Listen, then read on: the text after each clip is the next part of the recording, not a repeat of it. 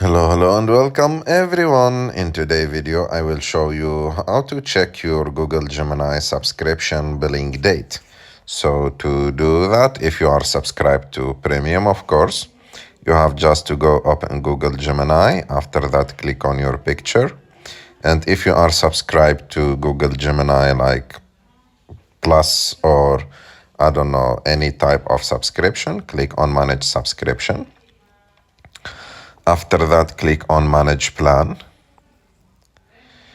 And as you can see, it will show you your membership. For example, this is my membership. Like my membership is AI Plus. And you can upgrade, of course, if you want to annual or whatever type of subscription you want. And if you want to see the billing date, so you have to go and click on Change Payment Method and click Manage. And as you can see, it will show you here, for example, my next payment will be $5 on 10 April 2026. It will show you when you will pay your subscription fee for the next time.